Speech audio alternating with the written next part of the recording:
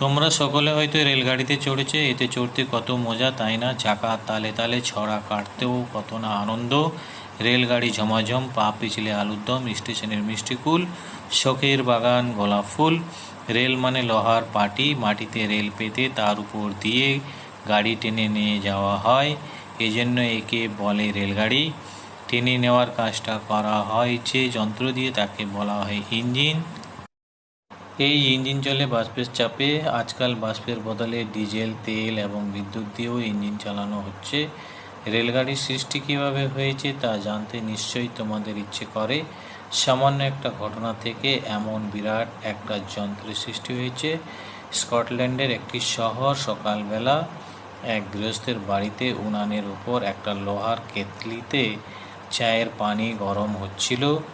এক বৃদ্ধা চায়ের আয়োজন করেছিলেন। পিরিচ পেয়ালা আনবার জন্য তার পাশের ঘরে যাওয়া দরকার। উনানের কাছেই তার নাতি বসেছিল, তোমাদের প্রায় সমবয়সী বালক সে। বৃদ্ধা তাকে কেতলির পানির দিকে নজর রাখতে বলে গেলেন। কিছুক্ষণ পরে ধোঁয়ার মতো অল্প অল্প বাষ্প কেতলির নল দিয়ে বের হতে লাগলো। ছেলেটি এক মনে সেই দিকে তাকিয়ে রইল।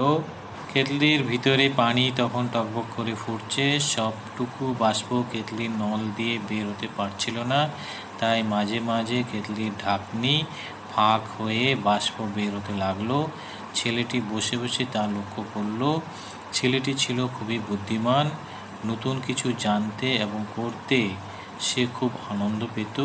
সে ভাবল, আচ্ছা, আমি যদি কেতলির মুখ আটকে রাখি, বাষ্প বের হতে না দিই, তাহলে কেমন হয়? তারপর সে একটা কাঠের টুকরো দিয়ে কেতলির ঢাকনাটি আটকে দিল। কি আশ্চর্য, একটু পরেই ঢাকনা খুলে গেল, বাষ্প বের হতে লাগলো। ছেলেটি তখন ঢাকনা জোরে চেপে ধরল, কিন্তু এবারও ঢাকনা খুলে গেল। যখন সে কিছুতেই ঢাকনা আটকাতে পারল না, তখন ভাবল, বাষ্পের এত জোর, তবে তো অনেক ভারী ও বড় জিনিসকেও বাষ্প ঠেলে নিয়ে যেতে পারে। সেদিন থেকে সে চিন্তা করতে লাগলো কিভাবে বাষ্পের এত বড় শক্তিকে কাজে লাগানো যেতে পারে। এই বুদ্ধিমান ছেলেটির নাম জেমস ওয়াট। বড় হয়ে তিনি আবিষ্কার করেছিলেন বাষ্পীয় ইঞ্জিন। এই ইঞ্জিন আবিষ্কারের ফলেই রেলগাড়ির সৃষ্টি হয়।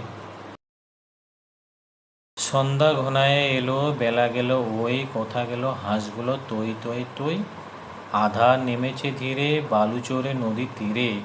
বেলা গেল কোন দূরে, কত চেয়ে রয়। আয় ঘরে আয় তোরা, তৈ তৈ তৈ। সকালে ভাসিয়েছিল হাঁস ঝাঁকে ঝাঁক, ডেকেছিল দূর বাঁকে পাক পাক পাক। সারাদিন বয়ে গেল, এখনো না ফিরে এলো। কথা ডাকি কই গেল, কার কাছে কই। কই গেল আয় আয়, তৈ তৈ তৈ। তৈ তৈ তৈ, আয় ঘরে আয়। ওই উড়ে কুড় কর, ডাকে কুড় রায়। হুয়া হুয়া ওই ডাকে, শিয়াল পড়িবে ঝাঁকে। আয় ঘরে তাড়াতাড়ি, তৈ তৈ তৈ।